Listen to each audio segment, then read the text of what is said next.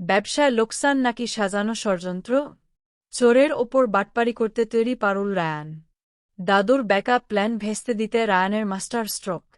আমরা এমনটাই দেখতে পারব আজকের পর্বে। চলুন বিস্তারিত জেনে নেই। সন্ত্রাসবাদী দলকে ধরিয়ে দেওয়ার পর থেকে পারুলের নাম এখন সবার মুখে মুখে।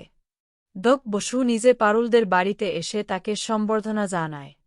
পারুলের অসীম সাহসের প্রশংসা করতে করতে ডক তাকে একগুচ্ছ ফুল দিয়ে শুভেচ্ছা জানায় এবং বলে যে পারুলের মতো নির্ভীক মেয়ে বর্তমানে বিরল।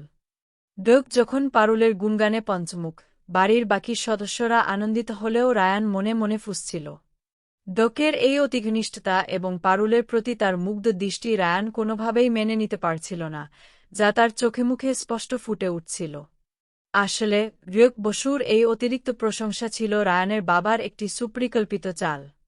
তিনি ভালোভাবেই জানতেন যে রায়ানের মনে পারুলের জন্য সুপ্ত ভালোবাসা থাকলেও তা সহজে প্রকাশ পাবে না। তাই ডককে অনুঘটক হিসেবে ব্যবহার করে রায়ানের মনে ঈর্ষা জাগিয়ে তোলাই ছিল তার আসল উদ্দেশ্য। বাবার সেই পরিকল্পনা পুরোপুরি সফল হয়। ডককে পারুলের পাশে দাঁড়িয়ে থাকতে দেখে রায়ান রাগে হিংসে হিতাহিত জ্ঞান হারিয়ে ফেলে। রায়ানের এই জ্বলে ওঠাই প্রমাণ করে দিচ্ছিল যে পারুলের প্রতি তার অধিকারবোধ কতটা গভীর। ডকের দেওয়া ফুলের তোড়া দেখে রায়ানের মেজাজ আরও বিগড়ে যায়। এমনকি ডক যখন চলে যাচ্ছিল, রায়ান তাকে আড়ালে ডেকে নিয়ে কড়া ভাষায় সাবধান করে দেয়। সে সাফ জানিয়ে দেয় ডক যেন দ্বিতীয়বার তার স্ত্রীর দিকে চোখ তুলে না তাকায়। জবাবে ডক বাঁকা হাসি হেসে মনে করিয়ে দেয় যে তাদের স্বামী স্ত্রীর সম্পর্ক তো মোটেও ভালো নয়, তাই রায়ানের সতর্ক বার্তাকে সে খুব একটা গুরুত্ব দিচ্ছে না। এতে রায়ান আরও মরিয়া হয়ে ওঠে এবং মনে মনে ঠিক করে নেয় যে ডক যদি আবার পারুলের আশেপাশে ঘেঁষার চেষ্টা করে, তবে সে চরম কোনো ব্যবস্থা নিতে দ্বিধা করবে না। বাড়িতে এক থমথমে পরিবেশের সৃষ্টি হয়। দাদু, রায়ানের বাবা এবং কাকা মিলে আলোচনা করতে থাকেন যে তাদের পারিবারিক ব্যবসায় নাকি রাতারাতি বিশাল ক্ষতি হয়ে গিয়েছে।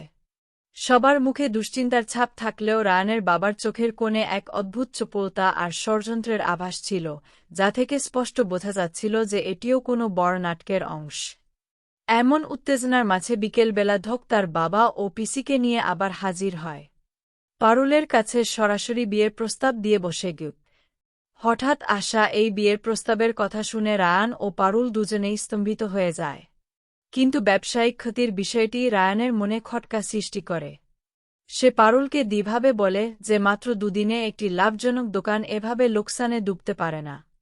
পারুলও রায়ানের যুক্তিতে সায় দিয়ে সিদ্ধান্ত নেয় যে তারা আজ রাতেই দোকানের হিসাব পরীক্ষা করে সত্য উদ্ঘাটন করবে। ওদিকে দাদু গোপনে কাউকে ফোনে জানিয়ে দেন যে তাদের পরিকল্পনা ফাঁস হওয়ার মুখে এবং রায়ান পারুল রাত 12টায় দোকানে হানা দেবে। কিন্তু রায়ান এবার দাদুর চেয়েও এক ধাপ এগিয়ে ছিল। সে বুঝতে পারে তাদের আটকানোর জন্য কোনো ব্যাকআপ প্ল্যান করা হচ্ছে। তাই 12টার জন্য অপেক্ষা না করে সে তখনই পারুলকে নিয়ে দোকানের উদ্দেশ্যে বেরিয়ে পড়ার সিদ্ধান্ত নেয়।